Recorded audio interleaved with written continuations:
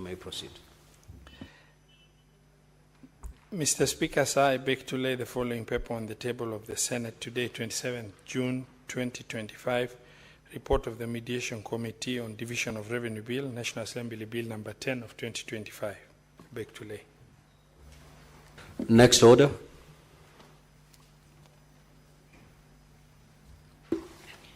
Order number 6, notices of motion. Co-chairperson, Mediation Committee. Mr. Speaker, sir, I beg to give notice of the following motion, that the Senate adopts the report of the Mediation Committee on Division of Revenue Bill, National Assembly Bill number 10 of 2025, laid on the table of the Senate on Friday, 27th of June 2025, and that pursuant to Article 1132 of the Constitution and the Standing Order 167.3 of the Senate Standing Orders, approves the mediated versions of the bill. I beg to move. Next order. Order number 7, questions and statements. Order number 8, motion, consideration of the report of the Mediation Committee on the Division of Revenue Bill, National Assembly Bills number 10 of 2025. Co-chair, Mediation Committee.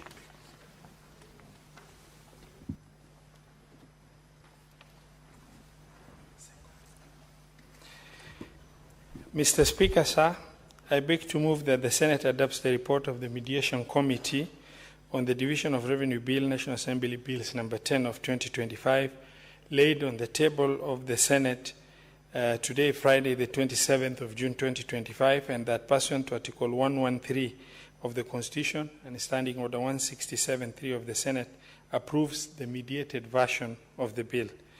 Mr. Speaker, Article 218 provides that at least 2 months before the end of each financial year, there shall be introduced in Parliament a Division of Revenue Bill which shall divide revenue raised nationally between the national and county level of government. Pursuant to the constitutional provision, the Division of Revenue Bill 2025, National Assembly Bill number 10 of 2025, was published by a Gazette supplement number 38 of the 12th of March 2025. Mr. Speaker, sir, the bill was introduced in the National Assembly, debated and passed without amendments on the 9th of April 2025. Consequently, in accordance with Article 1110.4 of the Constitution, the bill was referred to the Senate for consideration. Mr. Speaker, sir, the bill provided the projected shareable revenue for the financial year 2025-2026 at Kenya shillings 2.835 trillion. This revenue was proposed to be shared as follows: the national government share of the national government at 2,419 billion, and county government at 405 billion.01.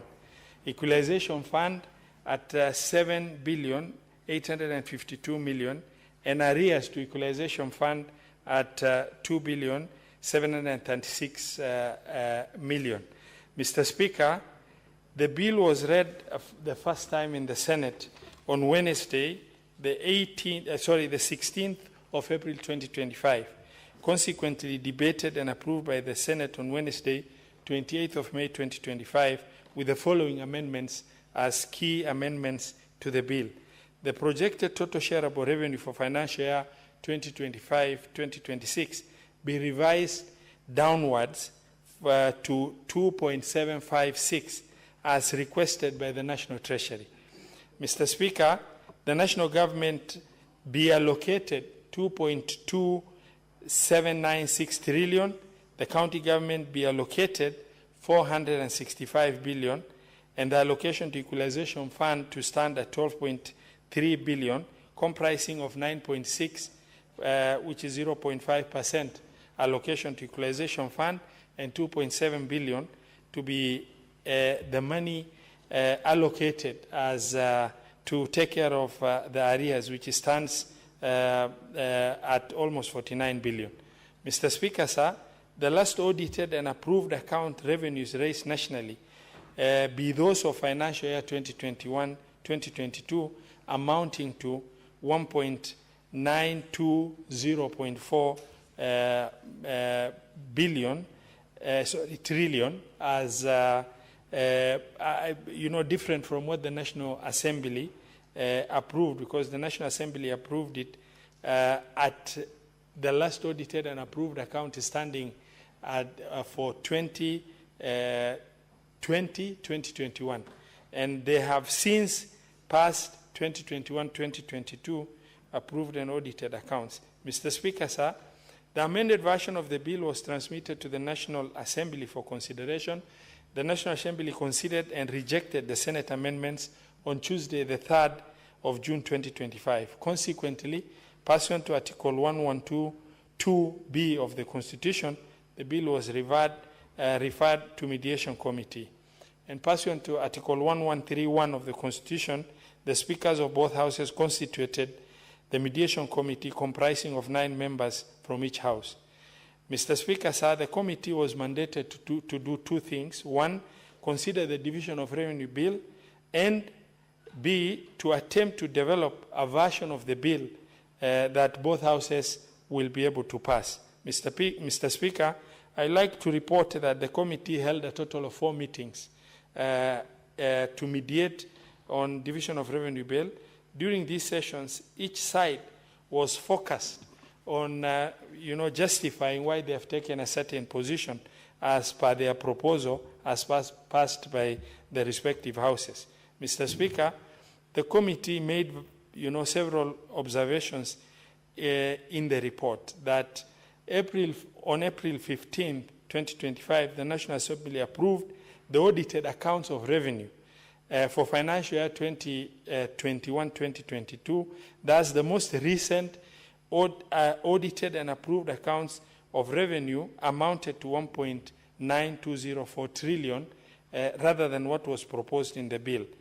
Mr. Speaker, the other observation that the committee made is the National Treasury submitted to Parliament revised projected shareable revenue for financial year 2025-2026 from Kenya shillings 2.835 trillion downwards to Kenya shillings 2.75698 trillion to reflect current realities of revenue performance. The other observation, Mr. Speaker, is that the allocation to equalization fund, now that the last audited and approved accounts has changed, and so will be the equalization fund provision of 0.5%, which now had to be adjusted from 7.85 billion to 9.6 billion, in line with the last audited and approved account amount of 1.9204 trillion. Mr. Speaker, the bill had proposed an allocation of arrears to the equalization fund. The committee, however, noted that this should not be provided in the Division of Revenue Bill, since the entitlement to the fund was already covered in previous similar regulations that were passed by both houses. Mr. Speaker, the committee also noted that the proposed allocation to counties by the national government is, as proposed by the National Assembly, stood at 405.1, which was informed by the available resources envelope given the limited fiscal space as shared by the Mediation Committee team from the National Assembly. The proposed allocation to counties by the Senate stood at 465, which was informed, 465 billion, which was informed by non-discretionary expenditures to be incurred arising from national government priority policies and programs, including contribution to housing levy, increased NSSF contribution, implementation of the Dr. CBA in line with the agreed return to work formula, and counterpart funding for community health promoters and county aggregation industrial parks. Mr. Speaker, sir, considering all the counter offers made during the negotiation, the Mediation Committee resolved that total shareable revenue for financial year 2025-2026 be at Kenya shilling 2.756978 trillion, in line with the submissions given by the National Treasury. Mr. Speaker, sir, that the national government equitable share to stand at 2,332,376,000,000. That the county equitable share to be agreed at 415 billion. Mr. Speaker, sir, I know within our common forum there has been discussions of better mediation capacity by different senators other than the team that was sent there. I want to assure the Senate that we mediated until the committee from the Senate realized that where we've reached, it was like trying to milk a stone, and we couldn't get a shilling more out of that mediation process. And we had to just agree for purposes of continuity for our county governments, as well as also making sure that the national government processes also continue by way of passage of appropriation bills, which not only was critical for the national government, but also was extremely critical for county government, because the passage of DORA will give way to the processing of CARA, and subsequently, which will give way on the issue of the disbursement schedule for our county government, alongside also other critical bills like county additional allocation bill, as well as equalization fund appropriation bill. Mr. Speaker, sir, it was also agreed that the most recent audited and approved accounts of revenue are of those of financial year 2021-2022 amounting to 1.920 billion, and that the allocation to the equalization fund to stand at 9.602 billion. Mr. Speaker, sir, the mediated version of the bill is shared as tabled, and that the committee that was sent from the Senate to mediate on behalf of the Senate and as a representative of the interests of the county government have managed to improve the allocation to county government in form of shareable revenue from 387.425 to 415 billion, which is an increase of nearly 30 billion shilling in a given financial year. Mr. Speaker, it's worthwhile to note that that is the highest in the allocation over the last 5-year period in terms of DORA increment. And Mr. Speaker, sir, the 415 we got also satisfies the condition we set in passing the fourth basis of revenue sharing formula, which was prefabricated on revenues of 415 billion and above.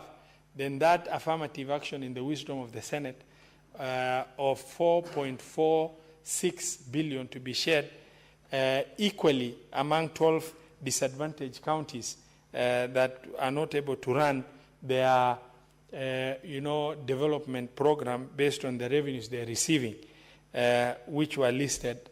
And in the wisdom of the Senate, 3 billion was approved at 405 billion shareable revenue to county governments, and should there be any improvement over and above 415 and above, then in the wisdom of the Senate, a decision was made that 3 billion be improved to 4.46 billion. Mr. Speaker, sir, I would like to immensely extend my appreciation to the Mediation Committee of the Senate, as well as our counterpart, the Mediation Committee of the National Assembly, who we've walked this journey as we both executed our constitutional mandate on behalf of the entities we represented. And I want to also extend my appreciation to your office, as well as the office of the clerk and our secretariat team that have diligently walked that journey with us. Mr. Speaker, sir, I beg to move and request Honorable Senator Boni Kalwale to second. Thank you, Mr. Speaker.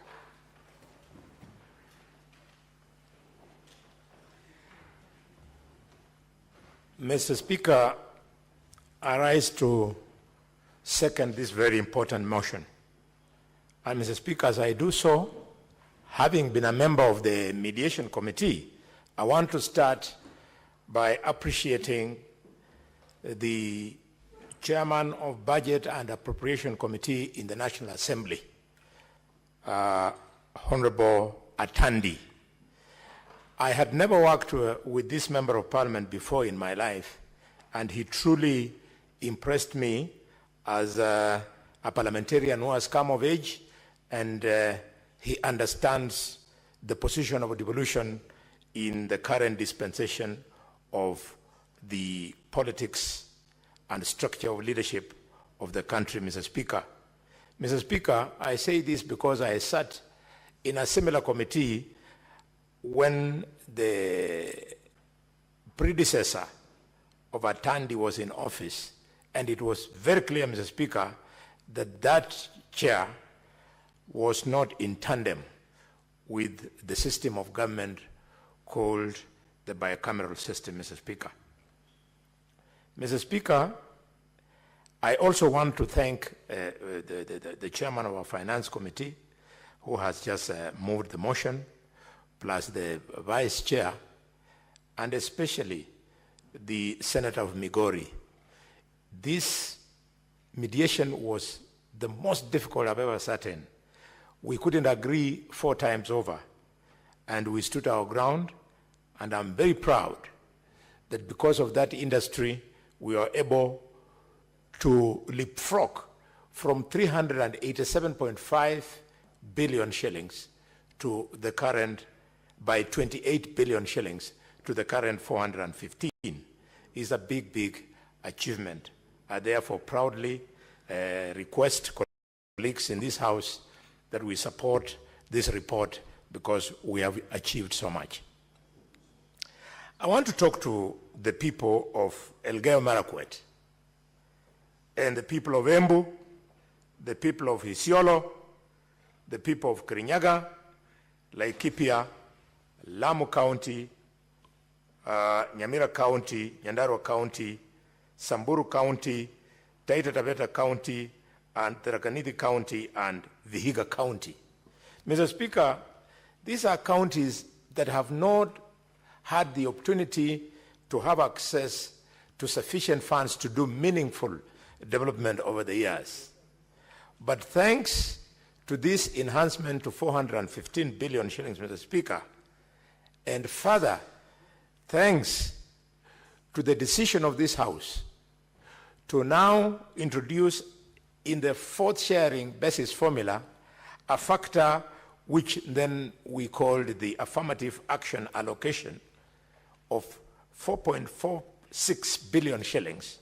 Now, each and every one of the counties that I've spoken about, Mr. Speaker, will enjoy an extra 371,666,667 shillings, Mr. Speaker. Mr. Speaker, I'm so happy for them, but even more so with Vihiga County, my immediate neighbors, who also happen to be my own brothers, Mr. Speaker. Mr. Speaker, Vihiga has truly suffered over the years. There are many projects which equally serve Kakamega and Vihiga at the same time, especially the road infrastructure. It's a shame that when you go on the Kakamega side, you see a tarmac road here, a tarmac road there, that was started by the first generation governor, Wycliffe Ambezo Oparanya. And it then becomes a shame that when you come from Bushangala, Mr. Speaker, and you go down Bushangala Junction, Mr. Speaker, you go down to Shibuname, you cross the bridge at River Lukose, climb to Eregi, Mr. Speaker. The moment you reach Ishiandomba, which is the boundary between Kakamega and Vihiga, that is the end of the road. The majority of the people using this road, which then becomes untarmacked once you are in Vihiga, are the people of Kakamega.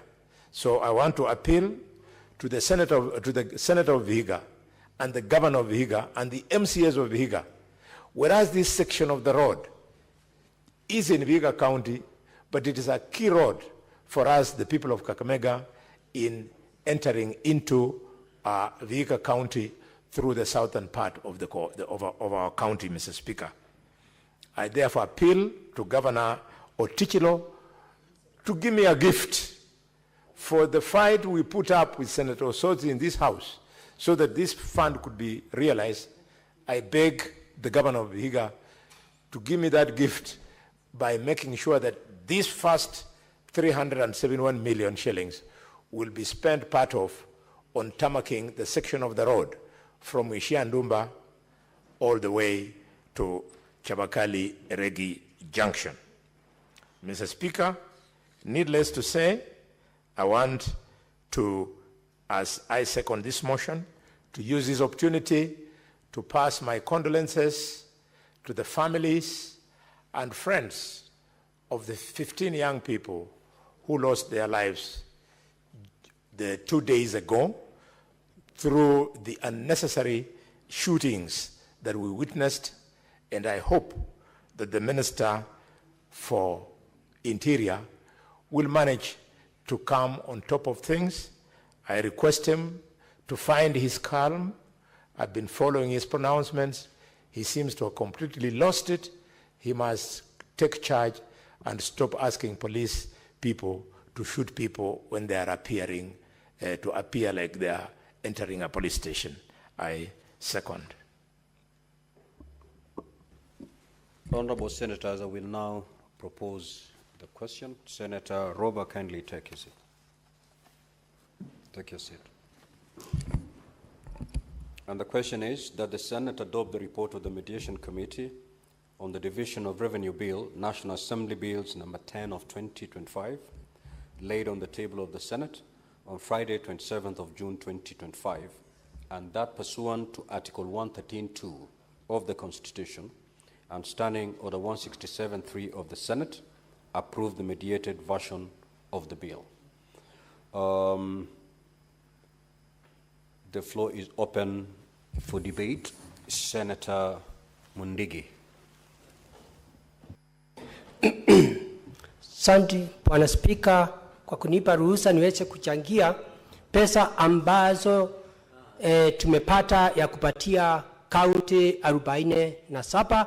Bwana Spika, mimi naunga mkono kwa sababu niko na furaha kuu na furaha kubwa kwa sababu katika kaunti zote itasherekea na pia itafanya kazi kulingana vile inafaa, kwa sababu katika kaunti nyingi ilikuwa na pesa ya chini, lakini wakati tulipatiwa pesa tulisikia tumepatiwa bilioni 415, na pia nakumbuka mwaka jana ilikuwa bilioni 375. Kwa hivyo kamati imefanya kazi nzuri ya kuunganisha pamoja na kuwa tumepata katika Kenya pesa ya kaunti zote 47 bilioni 28. Kwa hiyo Bwana Spika, mambo ile tumepata ni ya kutusaidia kwa sababu katika Senate mambo yetu hapa katika Senate, mambo ambayo ya kutusaidia ndio mambo iwe katika masinani, mambo ya maji, mambo ya barabara, mambo ya elimu, mambo hata ya kilimo, mambo mengi. Tunajua magavana wetu wale wanataka kufanyia wananchi kazi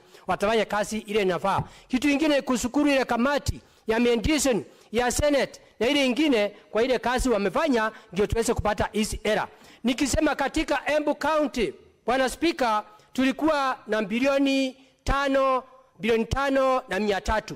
Niko na furaha zile kaunti 12 zilipata pesa, na pia wale watu walete hii mjanda ya kuongezea zile kaunti 12 pesa walifanya kazi nzuri nikiwa mmoja, na pia tumeongezewa katika Embu County ambayo imekuwa na shinda ya pending bill na wage bill. Bwana Spika, tutapata milioni 600. Kwa hivyo milioni 600 na zile zingine tutakuwa katika mwaka huu tunaanza mwezi wa Julai tutakuwa na bilioni 6. Kwa hivyo yangu ni katika county ya Embu. Gavana ambaye ni Sisile Mutito Mbali, tunakuomba hii pesa ikikuja masinani uweze kupunguza mambo ya mandeni, uweze kufanya kazi ya parapara, mambo ya maji na pia mambo ya kilimo na mambo mengi, ndio uweze kusaidia watu wa Embu County.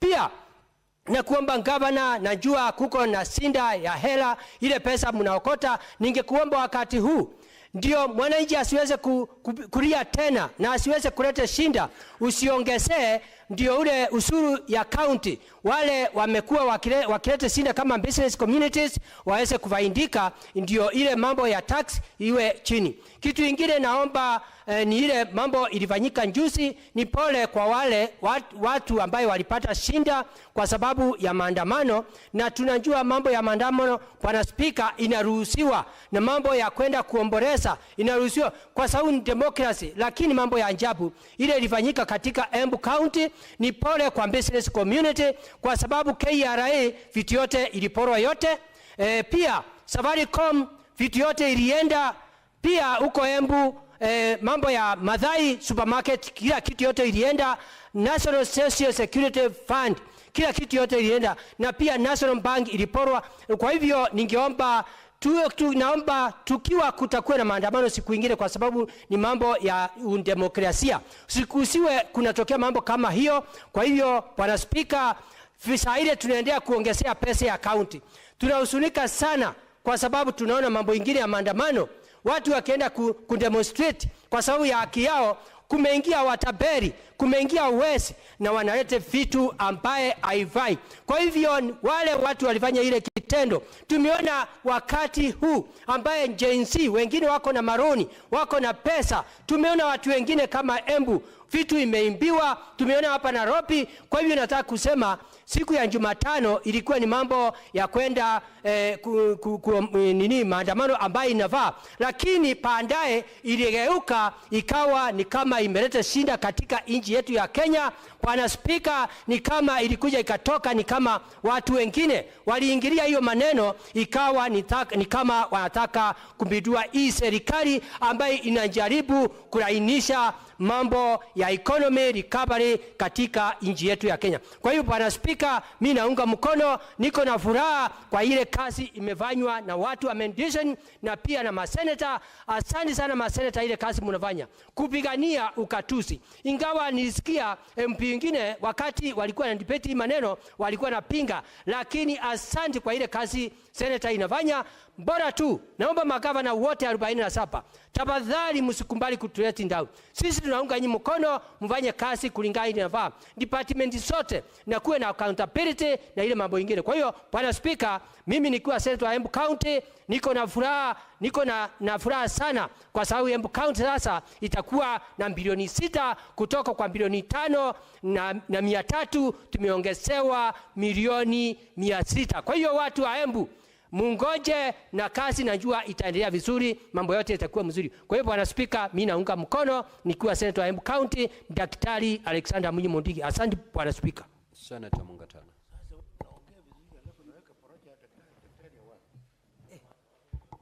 Mr. Speaker, I want to thank you very much for giving me the opportunity to make my contribution.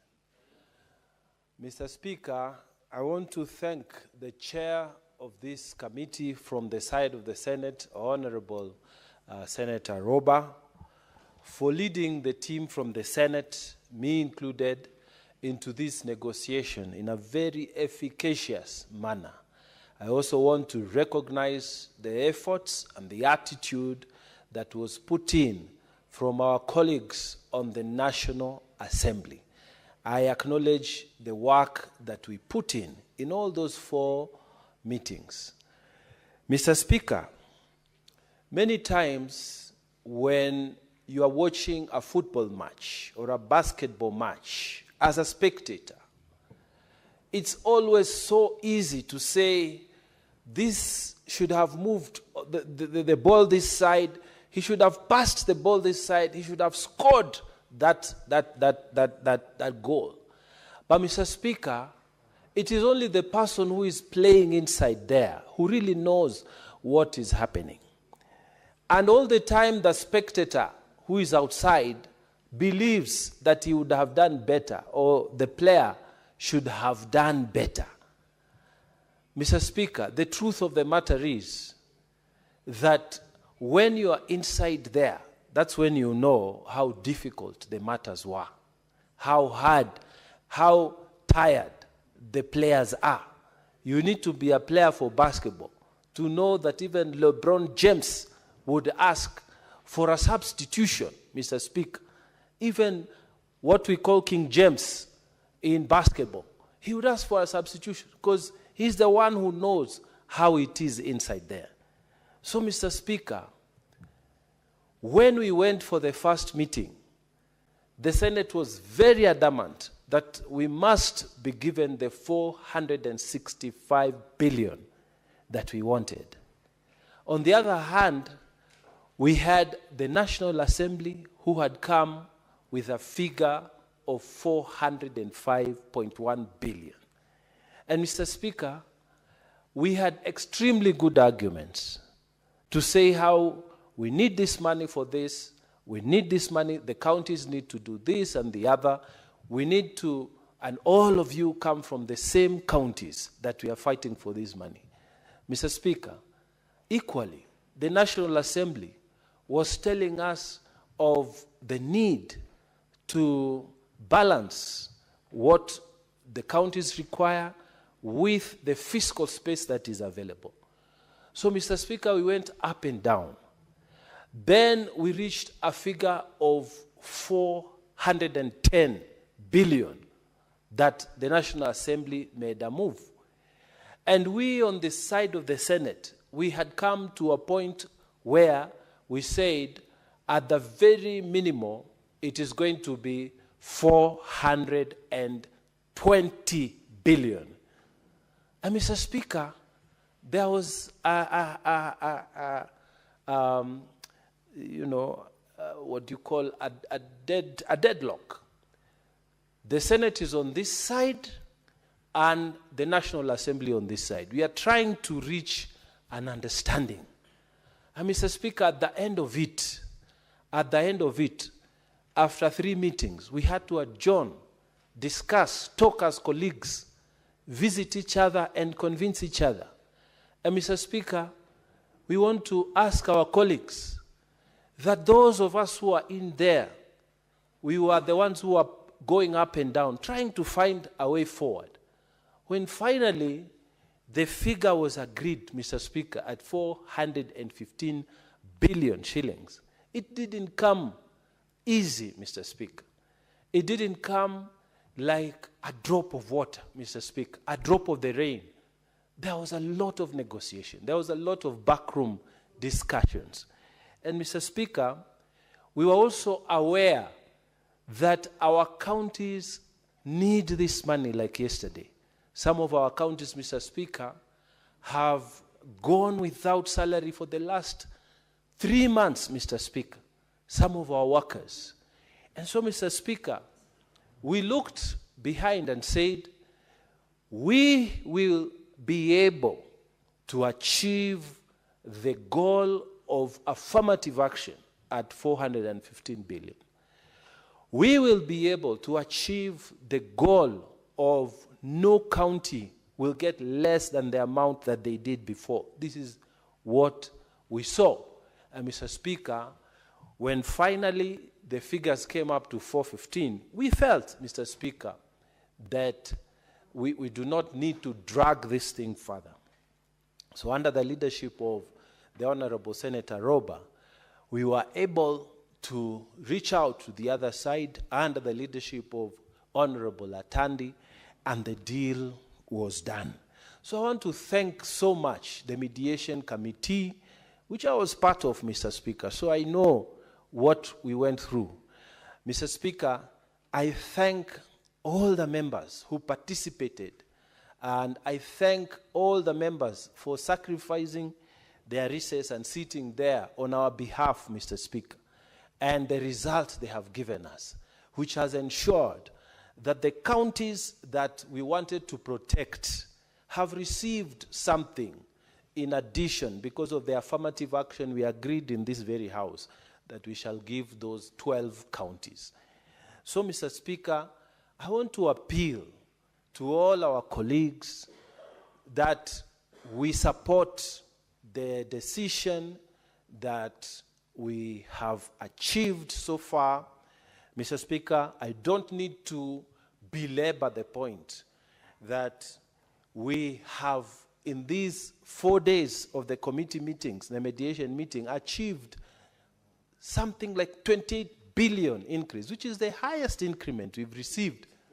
28 billion, which is the highest increment we have received, Mr. Speaker, in many years that have passed. It has always been an increment of 1 billion, 2 billion, but in this particular case, we have been able to achieve a good leap. So I want to urge colleagues listening to me that this committee did some good work, and I really want us to appreciate their work by supporting this bill. But Mr. Speaker, I wanted to sit down and leave it there. But I want to emphasize something, and I want us to learn from America. Mr. Speaker, people tend to think that some of these departments cannot be abolished at the national level. And yet it is possible, it is doable. Why can't we abolish the Ministry of Health at the national level? Clearly, Mr. Speaker, this function has been devolved to the county level. Why are we still keeping money at the national level? Why? Mr. Speaker, when President Trump took over, like him or don't like him, the man makes decisions. He abolished the Federal Department of Education. And people were shocked, what is happening here? But he did it. Now, people can make decisions at at the state levels on how the education system should function. Health, Mr. Speaker, I keep coming back, in Kenya is devolved. Now, those billions that are still at the Ministry of Health should come down to the counties, Mr. Speaker. Should come down to the counties. And even as we approve this, we want this to sink to those people sitting at the headquarters in health, that this mandate is a county mandate. And Mr. Speaker, many other functions have been devolved, and the national government is still holding on to them. I am requesting the president to think seriously about abolishing, take bold steps, abolish some of these departments at the national level. Like health, it must go so that the funds are released to the function. Mr. Speaker, today we are celebrating 415 billion going as the equitable share to the county government. But Mr. Speaker, if we abolished some of these ministries at the national level, we would be able to save more billions that will be released to the county governments, so that our counties are able to function properly from the equitable share they have received. We were talking here, Mr. Speaker, as a Senate, and we said that some counties are merely employment bureaus because they are not able to function properly. Their development vote is negligible. And why? Because the national government continues to hold on to functions that are supposed to be functions for the county governments. So as we approve this, Mr. Speaker, and as I urge my colleagues that we approve the mediated version, we want to send a message to the national government that don't hold into what is not yours. It will cause you problems, all the time problems. For example, now, if you look at the payment of these workers who are working in our villages, the health workers, you are told national government pays a half, the other side is paid for by the county. How is that? How do you have two employers? How does it work that you are having one paying this amount, one paying the other? Why should the national government hold on to that? Why can't you surrender that function properly to the county government so that somebody knows my little money comes from this employer? I wonder, even when you have functions like these industrial parks that are being created, when you hear that the national government will give 250 million, the county governments to give 250. The moment you bring two entities to manage, there's a problem. Why can't you leave it all to the county governments to deal with those matters? Mr. Speaker, even counties that were supposed to develop their headquarters, they were supposed to be assisted. The idea was initially a very noble idea that 5 counties did not have good county headquarters, so they were supposed to be assisted by the national government. Just that line of saying national government contributes and county government contributes, that model has not worked. None of the 5 counties to date have been able to construct their headquarters, Mr. Speaker, because of those double, here there's a boss, here there's a boss. This should not happen going forward. And we should start by taking a bold step saying, Ministry of Health, we abolish this at the national level. Let everything be devolved. Let the money come down. And if they must stay there for coordination, let some very little money, it must be absorbed under another department so that we all know that these funds that used to reside in that ministry at the national level has come down to the counties. Mr. Speaker, so I want to urge colleagues who are listening to me that, you know, all these matters, we put them there. We debated all these matters. Do not imagine that the team that was there did not engage. We fully engaged. We would sit from midday all the way to 6 p.m. We fully engaged in all these arguments. But, Mr. Speaker, looking at the fiscal space and the way we managed to push up here, up there, down there, the figure of 415 billion should be supported. And I thank the National Assembly that they have already dealt with their bit. Let us deal with our bit so that the funds can be released to our county governments and they continue to function. Mr. Speaker, with those many remarks, I beg to support the mediated version of the bill. Thank you, Mr. Speaker. Senator John Newton. Thank you, Mr. Speaker. I also rise to support this particular report as submitted by the co-chair of the Mediation Committee. And Mr. Speaker, like those that spoke before me have said, we would have wanted to give our counties much, much more than 415 billion. But then, Mr. Speaker, we must appreciate that we are getting 415 billion from 385 billion. So an improvement of about 30 billion must be appreciated, Mr. Speaker. It is true, like the co-chair said, that we thought that they could have been able to negotiate for more. But we appreciate the fact that negotiation of any kind involves it's a give and take matter, Mr. Speaker. And so I want to thank the committee, the Mediation Committee, for the figure that they were able to squeeze out of the national government of 415 billion. The biggest question now, Mr. Speaker, will be whether once this House comes up with a disbursement schedule, whether then the National Treasury will abide or will follow that particular disbursement schedule. Because we have been having challenges with counties, not because we have not been able to allocate them amounts that can help in delivery of services at the county level, but because there are delayed disbursements, which is the next thing that these houses should push for, so that disbursements are made according to the schedule that we are going to come up with, Mr. Speaker.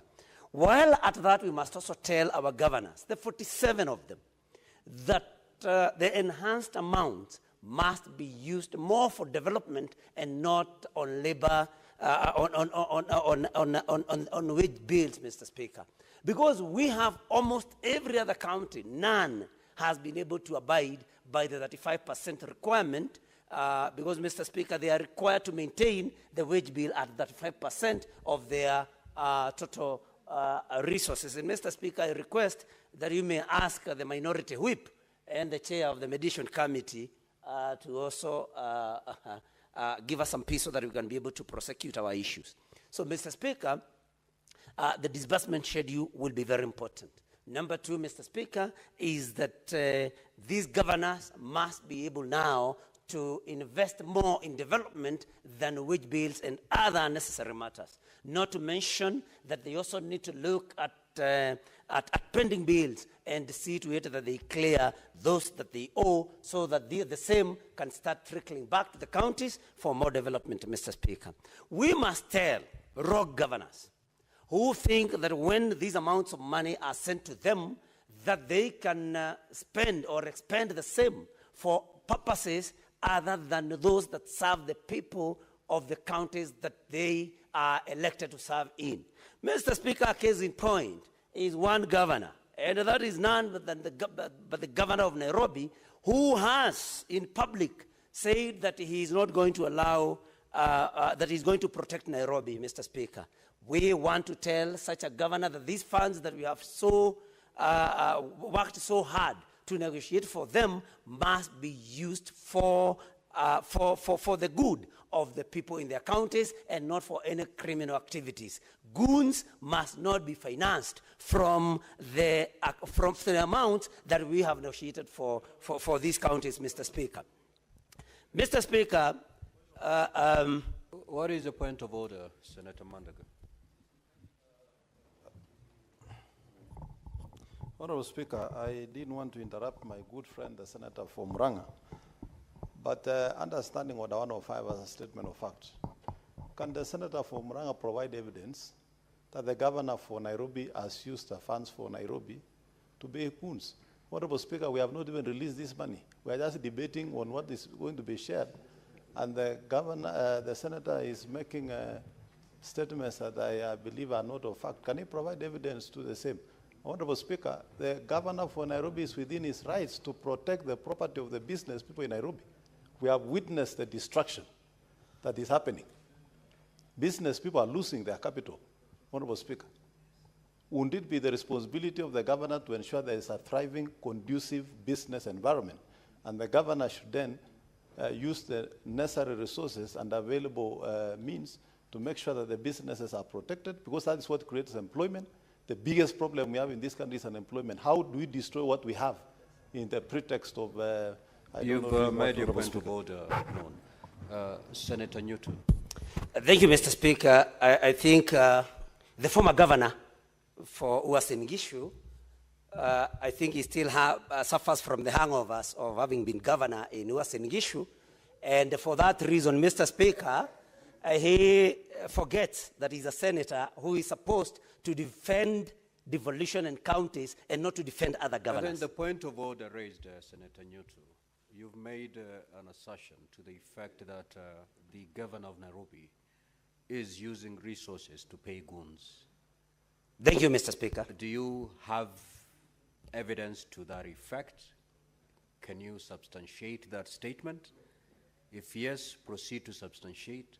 If you are unable, you may have to proceed to withdraw that statement and apologize. Thank you, Mr. Speaker, for the guidance. I think I did not say that he's paying goons, Mr. Speaker. What I said that, and it is in public domain, that the governor for Nairobi has said that he's going to protect Nairobi against demonstrators. And that is something, Mr. Speaker, that is in public domain. And there cannot be any other way that a governor can protect his or her county other than using goons, because the governor, any governor, does not have any police under their command. And Mr. Speaker, I would therefore not be very wrong to assume that any governor that says that they are going to protect their counties physically... Senator Newton, let's make this very short so that you proceed with your wonderful intervention on this report. You have made that assertion. The answer is there. Okay, Mr. Speaker. Substantiate or withdraw. Mr. Speaker, then I withdraw. Let me just continue. Let me just, the senator for Kakamega wants to inform me. Let's dispense with this point of order first. Okay. Okay, Mr. Speaker, then I withdraw. Let me continue. I was just advising governors, not just the governor of Nairobi, to expend amounts in a way that helps their constituents, and not in a way of showing bravado and spending their monies in matters that actually are not even important for their people, and not to overstep their mandate. Mr. Speaker, we must also ask the national government, which in this particular mediated version is going to retain over 2.3 trillion Kenya shillings, Mr. Speaker, that these amounts also must be expended in the right way, must be expended in a way that is of benefit to the country, Mr. Speaker. We are disturbed that we find those serving in the national government, Mr. Speaker, carrying money in sacks every weekend, every weekday, as they go about even programs that are not known in law, like empowerment programs, Mr. Speaker. And we want to believe that these amounts are spent from the allocation that is made. So, Mr. Speaker, we would also want to call upon the national government to spend the amounts allocated to them in a way, Mr. Speaker, that, for example, creates jobs for our youth, improves health, because they are retaining amounts of money at the national level, just like Senator Mongatana submitted here, Mr. Speaker. And so we are saying, let the national government, and Mr. Speaker, you know, we cannot divorce ourselves from what is happening in the country as of now. Because, Mr. Speaker, we have had very many losses, loss of life and loss of property, destruction of property, especially on the day before yesterday when there were protests, Mr. Speaker. And we would have wanted to see a situation where public funds are spent in protection of life and property, Mr. Speaker. And on this, I also want to call upon the national government, probably to invest more. If they need more police officers to maintain law and order, that then such is done, instead of failing in their duty and then blaming particular people and profiling some communities on something that is of national importance. Let us have more police officers, that is what we need, because the allocation has been made. Mr. Speaker, let us invest more in intelligence and to avoid most of the things that we are seeing here. And Mr. Speaker, we must also say that because we have had some very unfortunate happenings in our country, I think in the last about 72 hours, that we condemn in the strongest terms possible any loss of life, any destruction of property, because, Mr. Speaker, we must call some of these things out, because this is not the way to go. And we must call upon the CES for Interior, that we must be more responsible, Mr. Speaker. He appeared in this house just the other day about a killing, and Mr. Speaker, all of us are very disturbed to hear the CS calling on the police to shoot, to kill, giving them an order to shoot and kill, and even referring to some other authority above him. And we do not have to be very smart to know what that authority is, Mr. Speaker. And so we are saying that this is our country. All these monies that we are allocating to the counties, if there is no peace in the counties, then it will all be in vain. The national government must ensure that every person is safe, that every business person is safe, and they must not hide in the sand and blame somebody after things have been done. We have national intelligence services. They must be able to unfoil anybody, any plan to destroy life or property. For them to come and cry crocodile tears, Mr. Speaker, that is not something that we may want to allow. And it is important, as I sit down, Mr. Speaker, in support, to say that we live in this country, we exist in this country, not at the pleasure of anybody, Mr. Speaker. We are here because God placed us here, and we have a right to be here. We may serve in the cabinet at the pleasure of somebody. We may serve in the president in some appointments at the pleasure of somebody, and that is especially the president. But we do not live in this country at the pleasure of the president or at the pleasure of anybody else, Mr. Speaker. We live here because God placed us here. Let us build a good country for all of us. Thank you, Mr. Speaker. I support this particular version. Senator Tabitha Mutinda.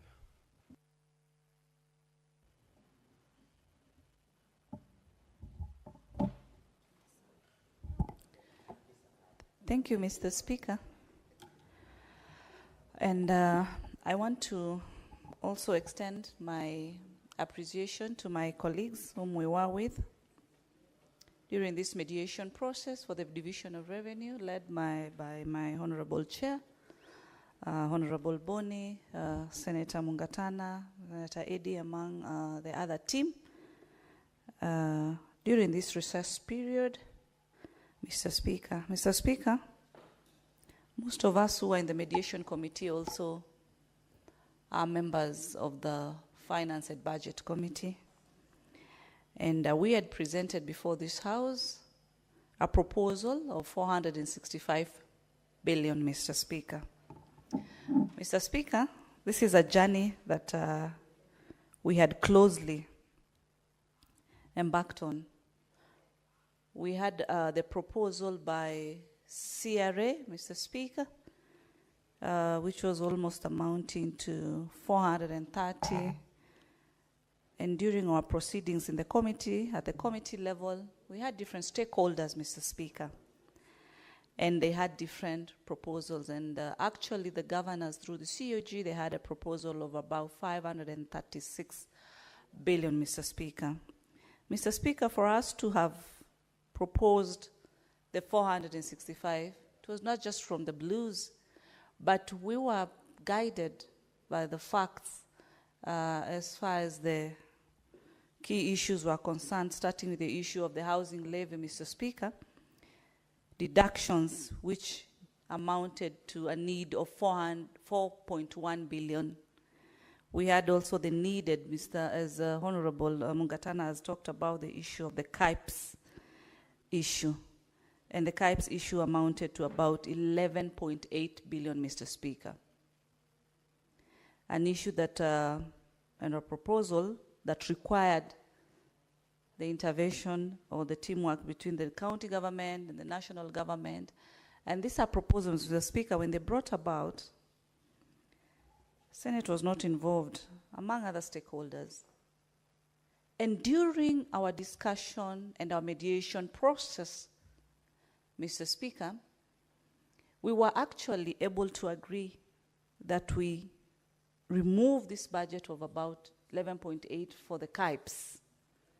As we speak, about 18 counties have started or have benefited partly with what the initial allocation.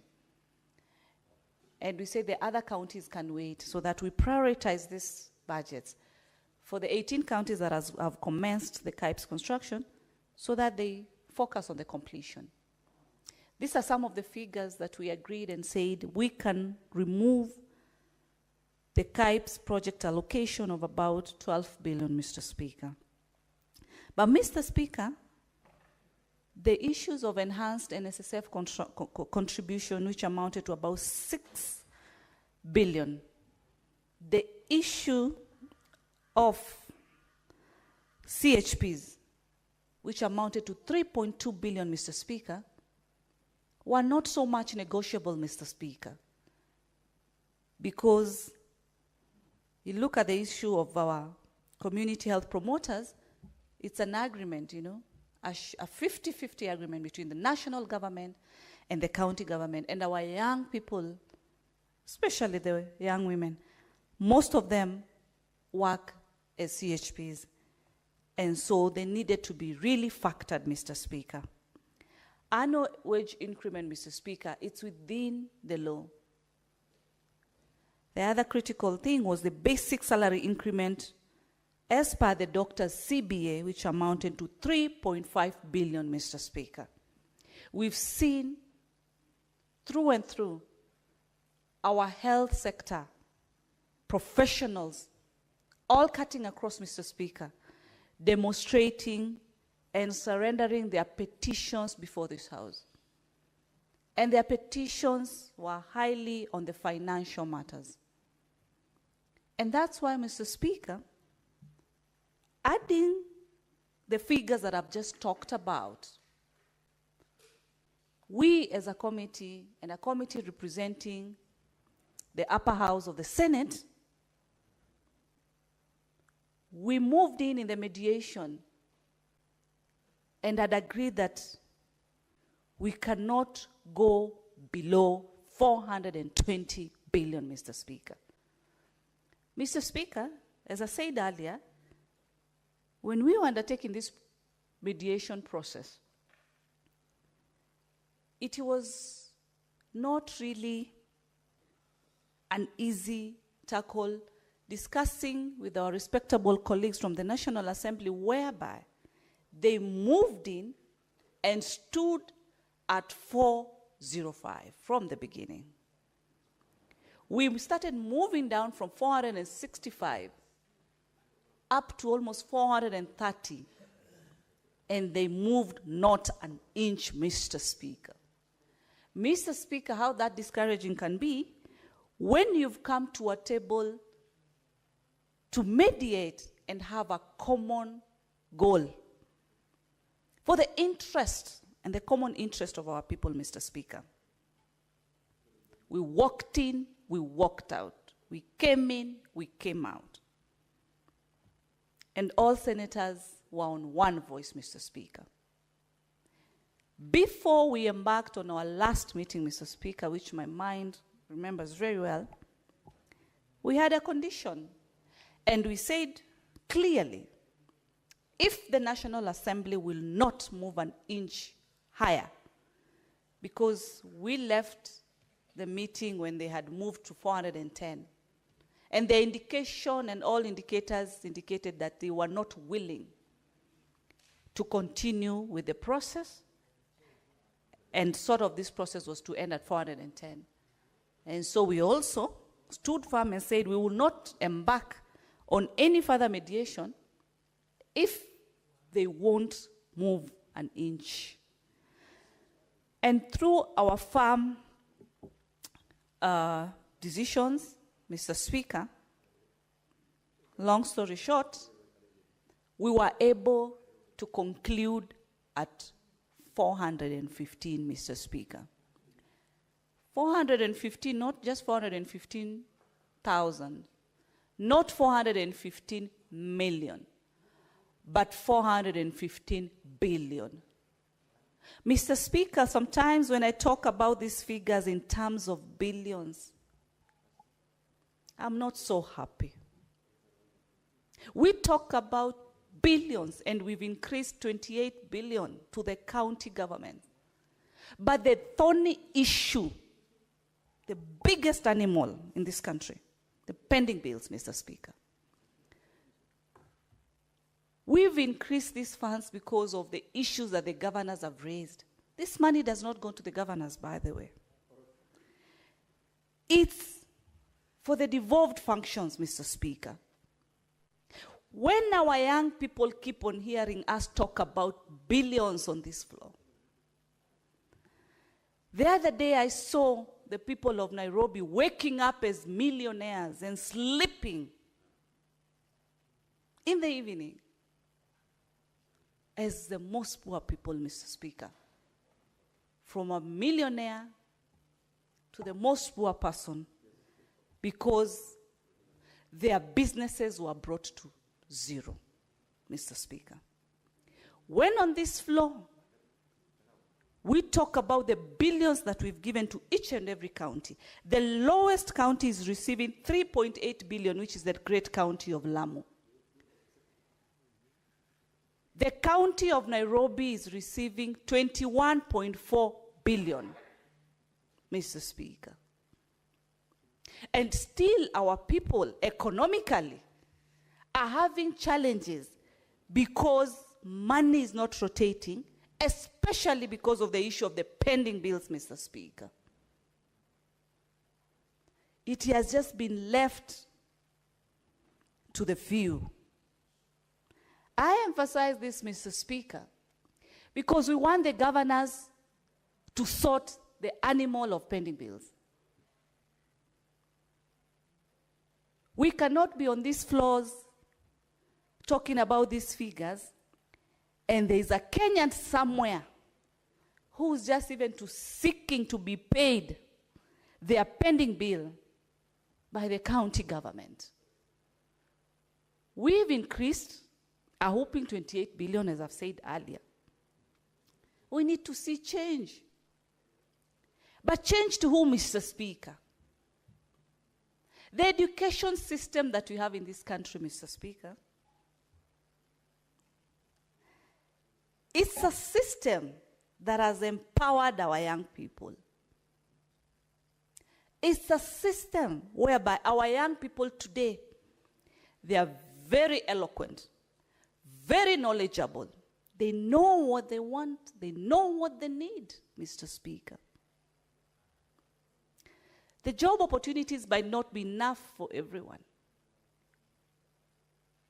But the businesses for our business people can create opportunities. These businesses can keep thriving, Mr. Speaker, if this issue of the pending bills is also sorted, Mr. Speaker. We cannot have a few being paid and the rest are suffering each and every day. How do we change this, Mr. Speaker? Then how do we stop them, Mr. Speaker, from coming out? We've educated them. They are our people, they are our young people. Mr. Speaker, if you recall, a few years ago, my memory remembers, we used to have so many strikes in the schools. Schools were being banned some few years ago. Who were banning these schools then? Where is this generation that was banning those schools? Very educated out here, Mr. Speaker.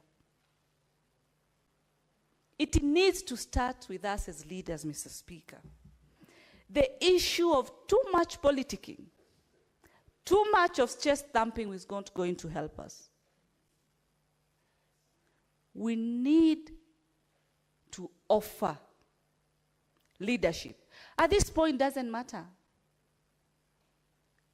It doesn't matter. We are all Kenyans. That is the common denominator. We don't want to look back and start seeing ourselves like where Haiti is seeing itself today. Countries like Sudan, Mr. Speaker. This is our country. When we stand here and we are voting today for the allocation of the 415 billion to these counties, Mr. Speaker, Kenyans expect progress at the devolved level, Mr. Speaker. It is a high time, Mr. Speaker, that we show unity. When a soul is taken away, Mr. Speaker, today it's me, tomorrow it's you. And I don't think there's anything to celebrate. When parents are losing their kids, Mr. Speaker, it's not something to celebrate.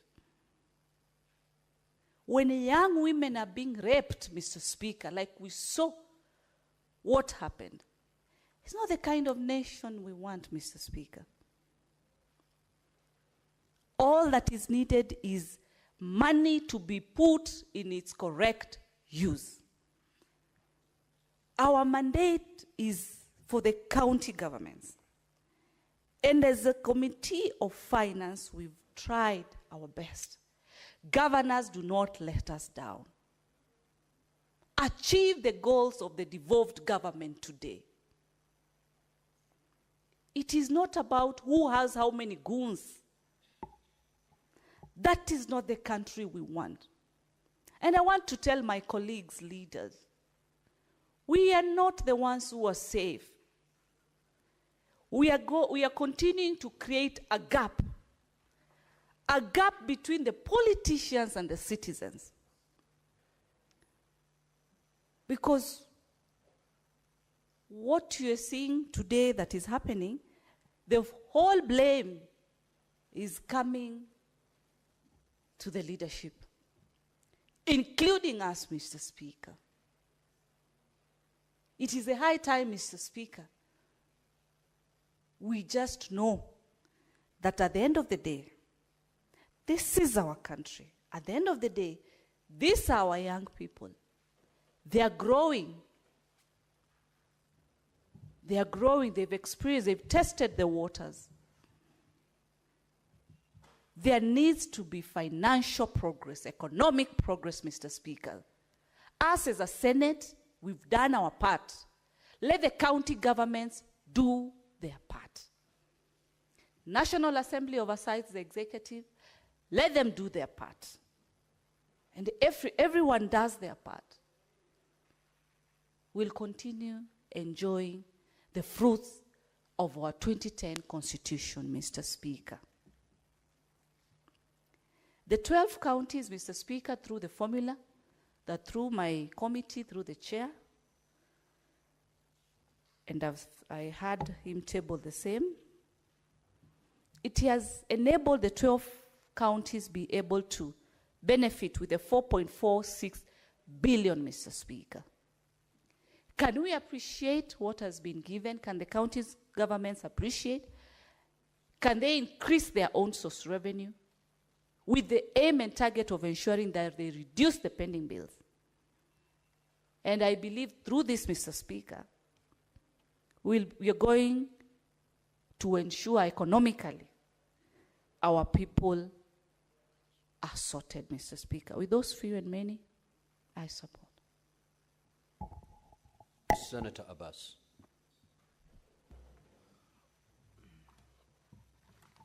Thank you, Honorable Speaker. Honorable Speaker, I also want to join my colleagues to support the report of the mediation team. Honorable Speaker, I think these are very commendable work. However, having said that, it's a very unfortunate situation. Every financial year, we're going for mediation. And this is a constitutional right for all the counties and the people of Kenya. But the unfortunate thing is that the National Assembly, our colleagues in the National Assembly, have taken these budget issues as part of their property and their responsibility. We know most of the members who are in the Committee of Budget in the National Assembly have a special budget money that they receive for their constituencies, which is illegal actually by itself. Honorable Speaker, the budget now we are using, and we're almost actually begging, for us to be given money to the counties, is one that has been audited, the audit account of 21-22. 4 years down the line, we are still using the same old budget, audited account. And the Auditor General has done it up to 2024. And therefore, we need to change this business of, taking, basing on our equitable shares on 4 years, 3 years backwards. So at least they've come.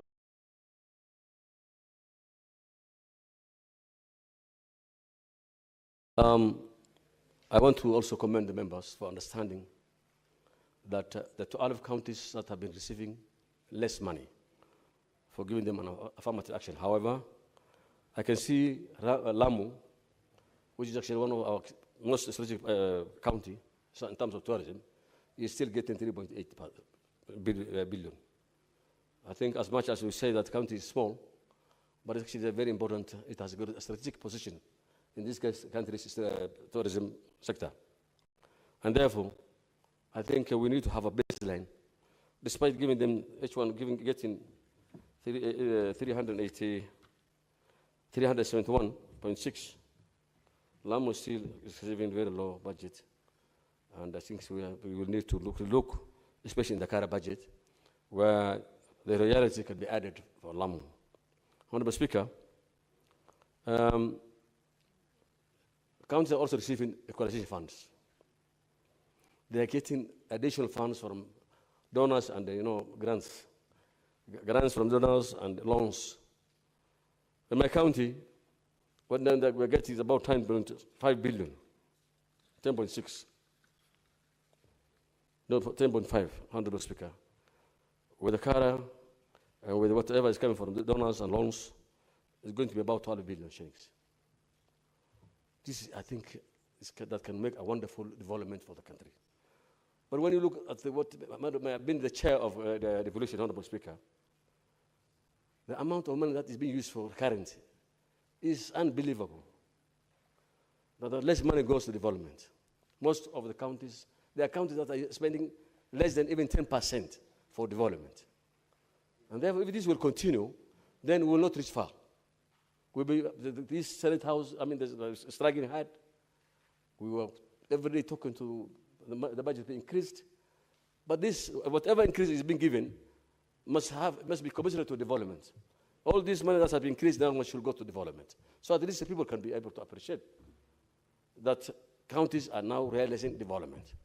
But what is happening is that the money is being used for recurrent issues. Even some of the budgets for development is actually, they do supplementary after they pass through the assemblies, and again it's being taken to recurrence, which is actually prohibited. That should not happen.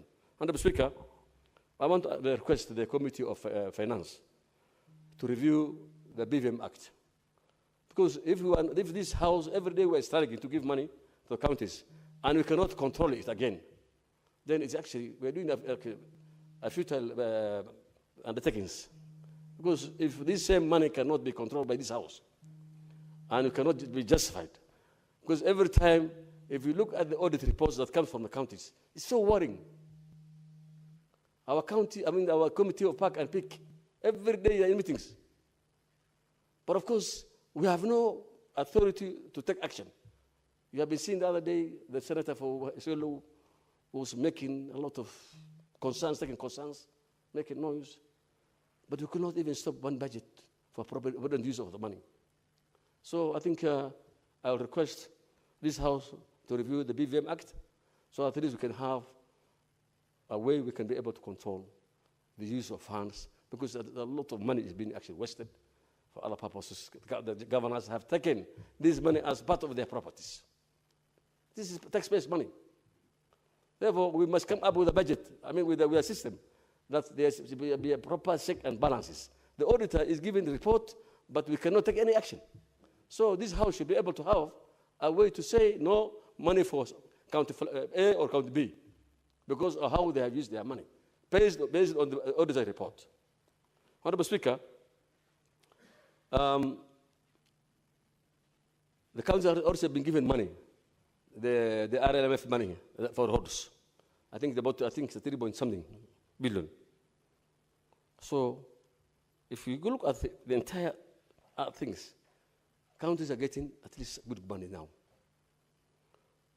However, that doesn't mean that they don't deserve more money. One other thing, Honorable Speaker, people, the on-source resources is actually minimal again. There are no efforts being made by the counties. They're only relying on the equitable shares. And that should not happen. I think the next budget should include a certain % for every county to at least raise their own resources. Because the OSR that they collect is again being used without any accountability. And therefore, the counties collect a lot of money. So in the next budgeting, the OSR, the on-source resource funds, must be accounted for, so that this can be part of their budget. Honorable Speaker, the most unfortunate thing is we have a huge budget that is going to the national government still for devolved functions, especially in the Ministry of Livestock, Agriculture, Water. There are 18 parastatals that have been devolved. Their functions have been devolved, and already it has gone through the cabinet memos have been issued. Some of them are supposed to be dissolved, some of them are supposed to be merged, but up to now, action has not been taken. And I'm sure the same institution now will be receiving again their budget. Instead of taking that money back to counties, the national government is still clicking on the same institutions that the cabinet memo has been given. And therefore, I think those budgets will be returned back to the counties. Honorable Speaker, one other thing which is hurting the economy of the people of the counties is the bendy bills. Honorable Speaker, there be no bendy bills, because if money is being appropriated, the only time maybe a county should have a bendy bill is maybe towards the end of the period before the election years. But you know, we're having the budget, the many bills are increasing gradually. And then the money is already available. What the councils are doing is they're doing budgets, they have development funds, they have recurrent funds, and then always money is being used for development, and it's not paid in right time. My own county, today, we're saying it is between 5 to 7 billion. And I don't see why that money should be there by this time. I expect that money to be reduced gradually. As every year, financial year, that money should be able to reduce, but it's increasing instead. Honorable Speaker, many Kenyans have lost their money. Many Kenyans cannot even vent for their children. Many Kenyans have closed their business because many bills are not being paid by the counties. Therefore, we want this House, this Senate must help the Kenyans who have lost their properties, who have lost their money, who have been, they are the master of the governance. Governors don't even care about it now this time. There are so many. One county alone has 146 stall projects, Mr. Speaker. 146 stall projects. I don't understand how. Why should you be having 146 stall projects in a county?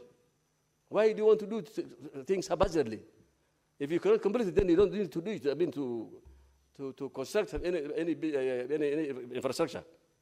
So, for Honorable Speaker, as much as we appreciate that the county must be given money, there's a lot of unbelievable use of leverage of money and planned development, Benny bills, huge Benny bills, and I think I'll request this House that we must come up with actionable plans that we can be able to save Kenyans who are losing their money, who are losing their properties, who cannot get their money, and who are going hungry today because they cannot afford to take care of their families.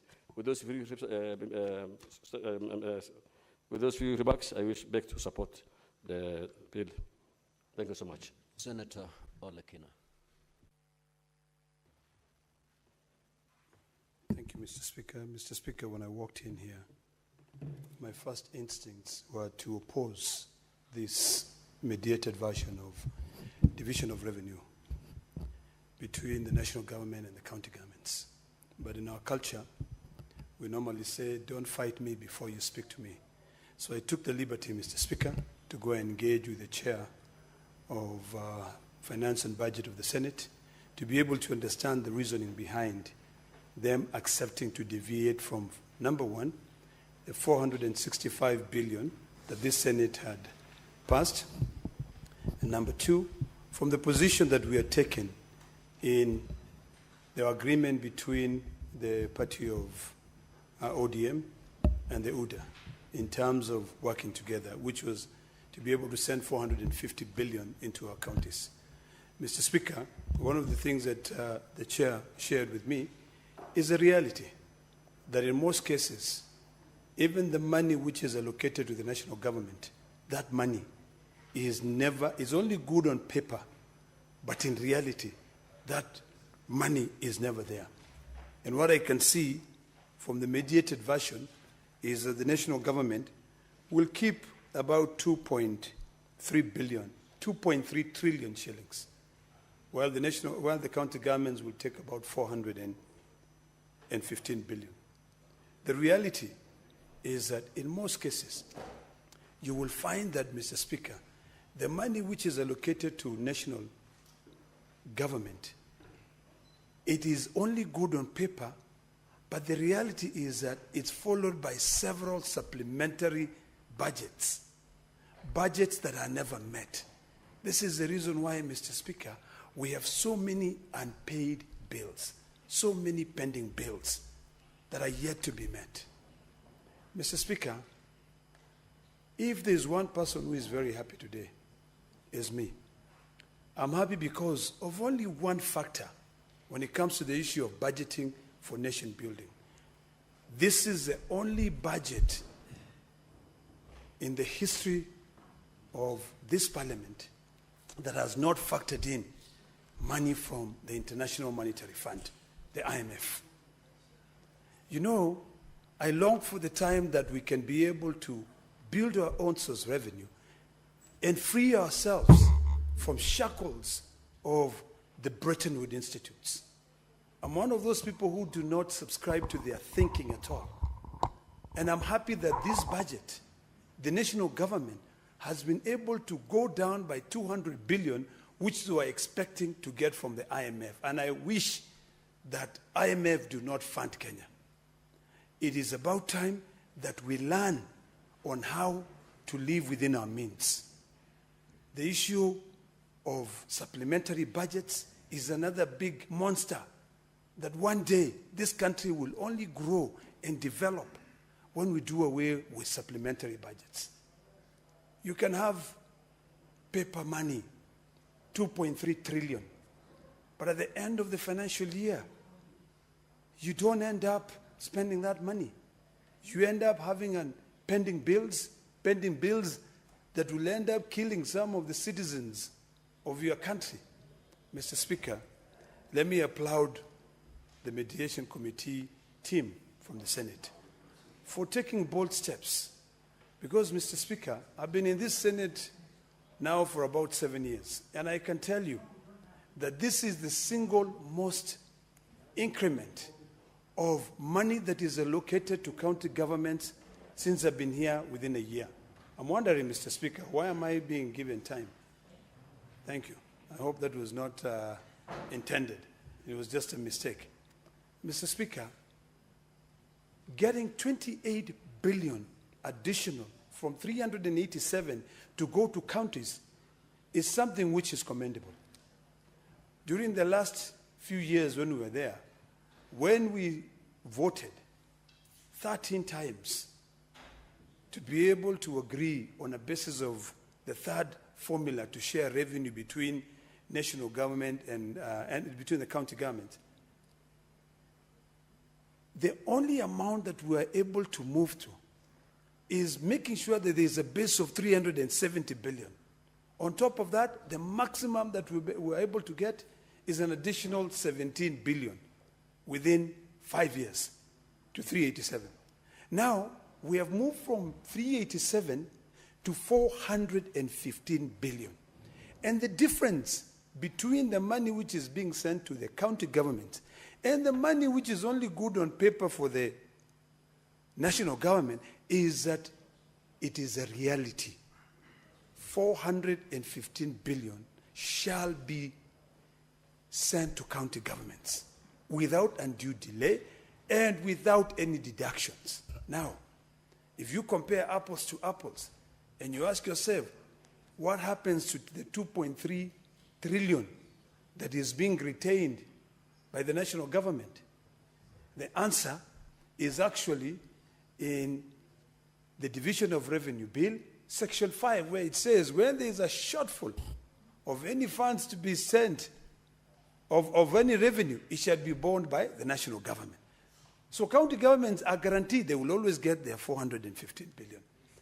But national government, you will find supplementary budget after supplementary budget, and at the end of the financial year, a lot of projects will not have been done. So this is a win-win for the counties. And these are things that we need to demystify to the citizens who contribute taxes to be able to raise this revenue. These are the facts that we need to be able to demystify for the Generation Z who are out there demanding for their rights, demanding for them to be counted. It is imperative that we now move these demands just from the national government perspective to the county governments. It is imperative that we now try, and this is why I keep on saying, Mr. Speaker, that the only time we will get it right as a nation is if we take that 415 billion that we said we're going to send to the county governments, engage the Gen Zs in constructing our roads, engage the Gen Zs in building our hospitals, in building our schools. If you go to Narok County, Mr. Speaker, Narok County is littered with trillion shillings worth of quarry stones that these Gen Zs can be able to go use and pave all the roads of Narok County. If you go to Kajiado County, Mr. Speaker, when I was growing up, there were floors which used to be made using terrazzo. And then at some point, we became slaves of importing tiles. All of us, Mr. Speaker, I'm sure you seated there, your house is built of tiles. But did you know that Uganda, Tanzania, they import a lot of terrazzo from Kenya? I long for the day when we can say, let us put more taxes on the importations of tiles and all government buildings to go to Kajiado County and harvest the terrazzo and build the floors. Mr. Speaker, if you go to the United States of America, when you enter the airport, you'll find that the entire airport is made out of terrazzo. If you go to the UK, you will find that it's made out of terrazzo. But you go to your airport in Kenya, tiles, and they're all imported. So the day we begin to realign our own existing resources is the day we'll end up having a brighter future, even for the younger generations. If we could then say, because I observed, Mr. Speaker, the youth who are out on the streets the other day, 90% of them were jobless. These are youth who have graduated from high school. Their parents do not have money to take them to university. These are youth who have graduated from the university. They have no jobs. But if we could then look back and have a conversation within ourselves and be realistic, the way this committee on mediation, on the division of revenue, found themselves with no other option but to be realistic, that save for the money that is going to counties, the money which is being retained by the national government may not be reality. Is the day, Mr. Speaker, that we can be able to solve problems. We must be realistic to the fact that all these resources that we are raising locally, the resources that we are saying, the 28 billions that we are now saying, let's send them to counties. When I was engaging with the chair told me something which I thought was leadership. Leadership. That it got to a point where he said, you know what? We are walking out of this mediation. And this, because the National Assembly had said, we cannot move beyond 409 billion. So when they walked, and he said, I will not reconvene. The minimum I want is 420. And the first thing that came to mind is that I remember I was seated here when the media was awash with news that the then governor of Mandera was pushing, funding people so that we make it difficult to ensure that their county does not lose money. When I sat down with him, he said, what we were fighting for at that time is to make sure that there's no county that has been left behind. When he refused to go back to the mediation committee until the money went up, what he said, even if I'm to go and sit and reconvene this meeting, the least I can be able to agree to is by making sure that small counties which have been left behind, West Pokot, I think is one of the small counties, Elgeyo Marakwet is another county, Vihiga County is another county, get affirmative action. So if you guys are not willing to increase money, out of the 4.49 billion that you're saying, that is the only thing you can do. The only way that I can sit here is by realizing that these small counties, and remember, Mr. Speaker, the chairperson is not from Elgeyo Marakwet. It's from a different county. He said, increase the money. Lucky enough, he came down to 415 billion, which took care of the 4.46 billion that was given as an affirmative action to smaller counties. That is leadership. And that is what we need to fight for. And that is the reality that we need to be talking about, Mr. Speaker. So, Mr. Speaker, as I stand here today, I'm quite happy that the Senate, which is the House of Union, these good, distinguished men and women who went there to sit down to discuss, to defend the counties, ensured two things. One, that for a single year, the fund moved to 28 billion. That supported all our county. Mr. Speaker, as you can hear, My voice is not very good because of certain challenges.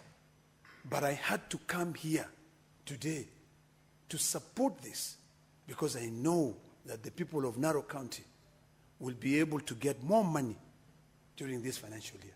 I know that the people of Elgeyo Marakwet, with my vote, will be able to get more money. The people of Embu, the people of Tharaka Nithi will be able to be given money. And so as the people who come to Nairobi to try and make a living will also be able to get additional revenue. So, Mr. Speaker, as I support this, I also want to make a few statements based on how we move forward. It is imperative, Mr. Speaker, that we now become cognizant of the danger that we are facing if we continue ignoring the plight of the Generation Z. Generation Z are speaking a language that most of us do not understand. Not because we do not want to understand, but because we choose not to understand. Because most of us have already lined our pockets. Most of us live in manicured mansions. Most of us drive huge cars. I'm sure there's no single senator here who does not drive a car which is less than $70,000 or maybe 10 million shillings. That's a fact. It becomes difficult sometimes for us to understand the problem that the Generation Z are facing. They're not sure of tomorrow. They're not sure of tomorrow. You know, yesterday, Mr. Speaker, I read somewhere, and I was trying to write to respond to it. But I said, you know what, I will drive down to Kajiado to go to Eldam at home of this senior distinguished gentleman called Atwoli, when he said that it's about time that we move the animals from the Nairobi National Park and move them to Masai Mara so that people can encroach into the national park. When I heard that, I was livid, Mr. Speaker. And I said to myself, good Lord, what has come of this old man? Is it that he does not see the danger caused by rural-urban migration during this time when we in the Senate are fighting to send more money to counties? And it dawned on me that everyone is looking at Nairobi as the only place to run to. So it's about time, Mr. Speaker, that we either engage and really amend the Constitution to empower the Senate more, to empower the counties more, so that we stop this rural-urban migration, or the national government takes a journey of building new cities where people can be going in. But the thought of turning the National Reserve, Nairobi National Park, into a concrete jungle is something we should not be even entertained. So, Mr. Speaker, as I conclude, let me once again appreciate the work of Senator Ali Roba. I have known Ali Roba for quite some time, and I appreciate his diligence, his agility, and dedication to service. Being here, if I was to come here and fight to defeat this, it will not benefit him or me. The reality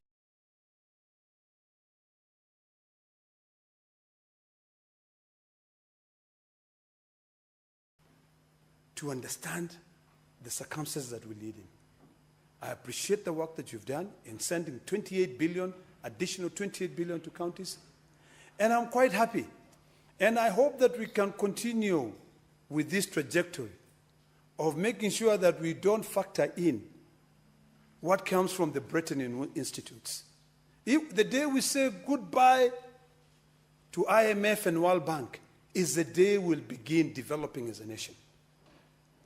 Our laws should be and shall be determined by our circumstances, but not other external circumstances that influence the way we make decisions in this country. That is critical. Because if we have to develop legislation, if we have to make laws based on what other jurisdictions or other governments think of, there's no way we'll ever be able to move out of these shackles. I was perplexed, Mr. Speaker, as I sit down, that today I had a young man, actually, there were about 3 of them who applied for visas to go to the United Kingdom. And the decision to award that, and this was through a government-funded program. So the government of Kenya was actually paying to train those people to be able to come back here and support this country. But a decision was made in Pretoria that even if the government is funding you to be able to go to the UK and study and come back and work here, the money that you have in your account is not sufficient to support you, even if that was being paid by the national government. And then they went further by saying, we have seen certain transactions in your bank statement that you've not been able to explain. So now foreign entities are turning themselves into the work of the Auditor General of this country. It is ridiculous. So, as we divide our revenue, let us remain local.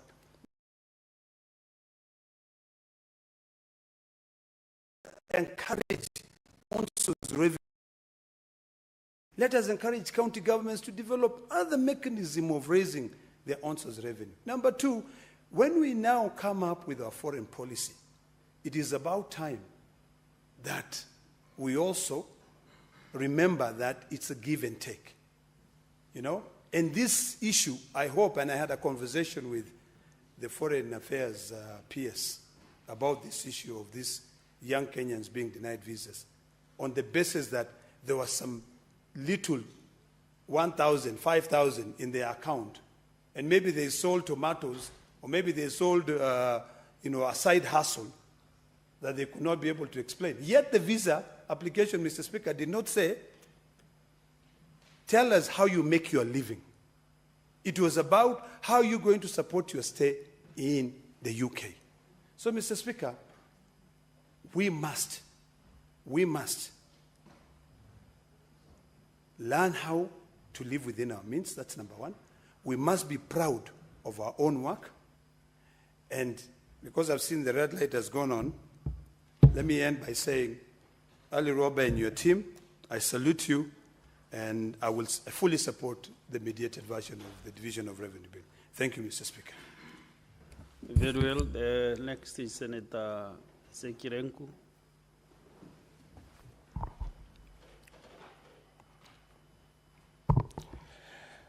Thank you very much, Honorable Speaker. Let me also take this opportunity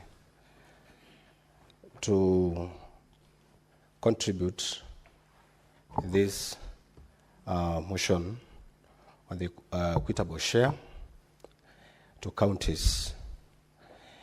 Honorable Speaker, I want to support this motion and say that this is a great achievement to the Mediation Committee led by Honorable Senator Ali Roba.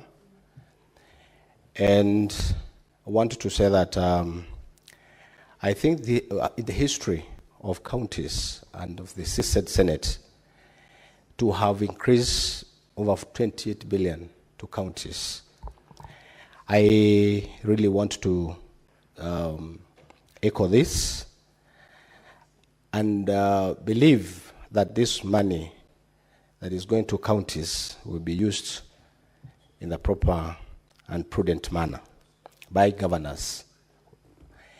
Honorable Speaker,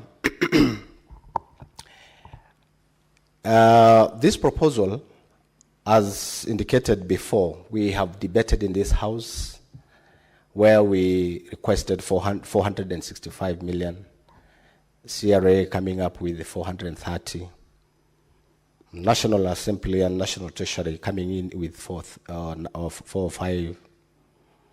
Within the proposal negotiated amount, we believe that something must have been on the table, and there must be some war between the two committees. Honorable Speaker, it is a time we really want to know what is happening every other financial year year in, year out, Honorable Speaker. We budget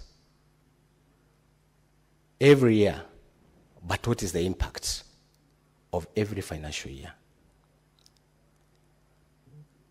In a scenario where we have functions that have been devolved, like health, agriculture, water, roads, trade, education, but again we don't see monies coming from national government trickling down to counties, because I don't think there is money that is being used yet in the Ministry of Health.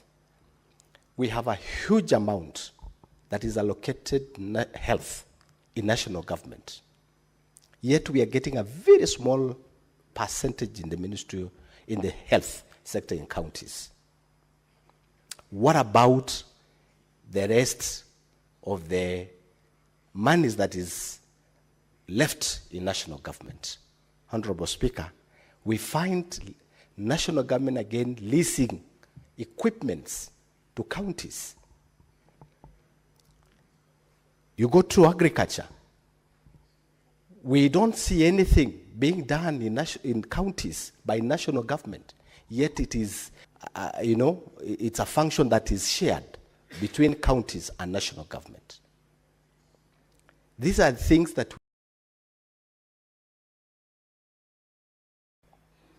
water. Honorable Speaker, you remember that there was a request or a proposal by Kenya Kwanza administration that they will make 1,000 dams every financial year. Honorable Speaker, where are these dams? Yet this money that is going to counties will not be able to make 1,000 dams. Where are the monies that is left in national government? These are questions that we need to ask. As much as we also sent money to counties, we also want to know, because, Honorable Speaker, these functions are functions that have been devolved fully. And we have money, over 3 trillion, left in national government to allocate to each and every department, every ministry, Honorable Speaker. Education is also another mess ministry. We allocate a lot of money. We don't see full scholarship to our students. We don't have free education, as we call it. So we have a lot of challenges, Honorable Speaker, that needs to be discussed. We need to change our policies. We need to change the constitution if that's need be, because we find that we have a very big gap, Honorable Speaker.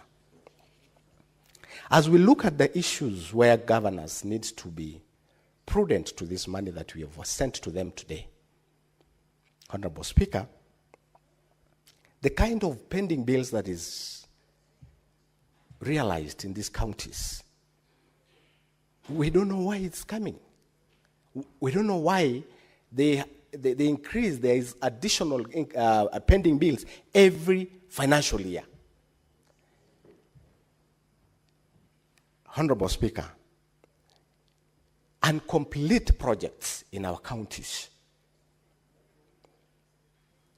So we have a lot of problems in our country, yet we allocate money to counties and national government as well.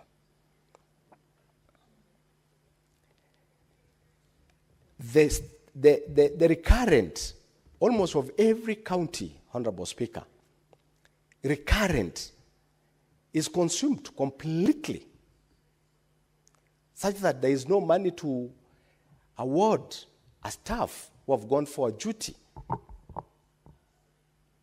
It is used through salary. It is hardly for us to see a county that has allocated 35% of recurrent. They are almost going to almost 50%. Honorable Speaker, this Senate has a lot of work to make sure that governors use the money that has been allocated to them in a proper way, because most of our people do business in counties, Honorable Speaker, and now they find themselves in trouble. Auctioneers going to each and every person who have done to counties' homes to sell their properties with a lot of humiliations, stress coming to our business people, traders within our counties, Honorable Speaker. And yet, Honorable Speaker, we have a lot of problems again in the country. Using the same money that is going to national government, allocated to national government, going to counties, allocating or even using that money in a wrong way. That is why we have people who can manage to finance chaos in their own country, Honorable Speaker. We don't believe it is individual money. This must be government money, either from counties or from national government. It is because we are not using the money in a proper way. Honorable Speaker, I want to support this motion by saying that the committee of Mheshimiwa Honorable Ali Roba has done a fantastic job. My county now, I'm proud that we are getting more than 550 million, 449 million more. I would really happy to see pending bills being paid, municipalities getting money, development completed. These are the kind and the hope of this house, that governors must use this money in a proper way. To get 8.8 billion, Honorable Speaker. In Kajiado, we're going to see development, pending bills paid, municipalities getting money, completion of projects, Honorable Speaker. It's very key. Honorable Speaker, this is the last year almost of our term, probably because we only have one other financial year. And this other one financial year will be over a year of campaigns and everything. But if governors can really sit down and properly manage this financial year of 2025-2026, that is the only way they will not leave counties in trouble, Honorable Speaker. This is a very important year for development. An interrupted year, financial year, Honorable Speaker. It is important that governors sit down with their management, the executive, and within their county assembly to make sure that this financial year that they've received more money is used within the proper means. Honorable Speaker, I support this motion. Thank you very much. Thank you, Senator Lenku. Since there is no other senator wishing to contribute, I will call upon the mover to reply.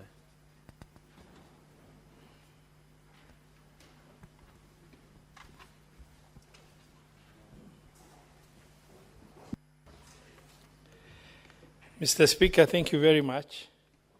I beg to reply, and I want to extend, appreciation to the senators who have contributed, considering DORA was extensively debated, and there was a lot of interaction between the committee and the members of the Senate. It's nothing new in terms of engagement other than bringing the information from what transpired within the mediation for us to arrive in both houses at a common figure that is going to inform the vertical share of revenue between the national and county government.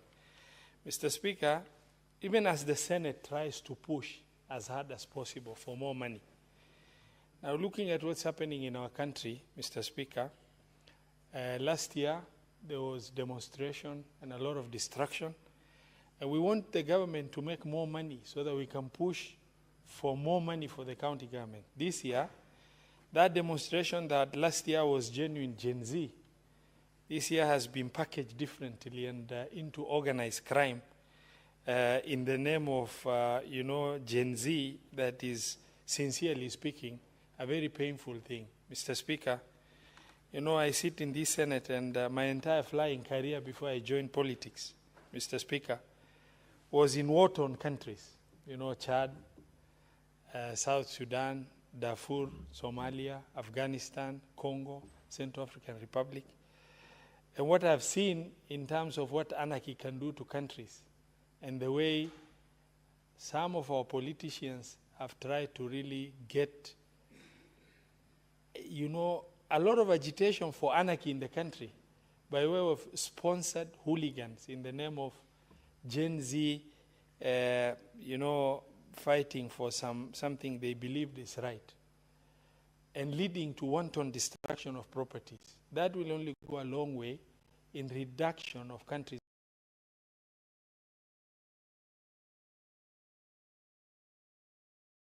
And, the idea of if it is not us, nobody else should run this country. If it's not us, the country should burn, is a very unfortunate position. So, Mr. Speaker, the Senate is in a very awkward position to push for more money for counties. But the reality of government performance in terms of the fiscal space of collecting monies to be able to be shared vertically between the two levels of government, the situation is only getting from bad to worse.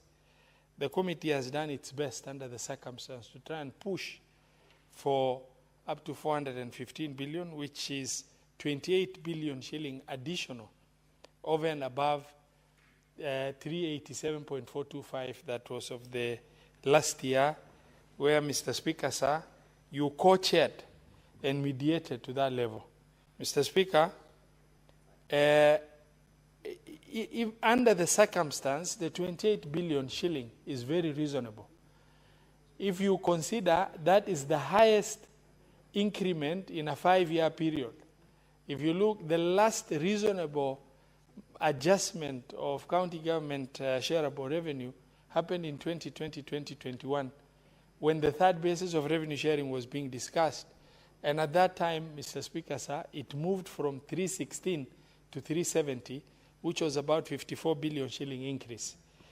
Between 2021 now to 2025, 2026, Mr. Speaker, the 2025, 2024, 2025, the total increase has marginally just increased from 370 to 387.425. Now, moving from 387.425 to 415 billion, an increase of over 28 billion shilling, is commendable job under the circumstance within the country and the environment we are in, where peace should have contributed to more collection of revenues, and perception within the country in terms of how we are perceived and seen as a nation would have helped in attracting more foreign investment and help us get more sound growth of our revenues.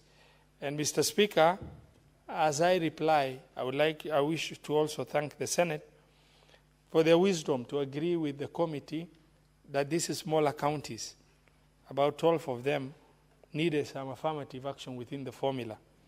And the 415 guarantees the position the Senate approved, the 12 counties to get 4.46 billion. Mr. Speaker, I I beg to reply and request, pursuant to Standing Order 66.3 of the Senate Standing Orders, that you defer putting of the question to a later date. I thank you, and I reply.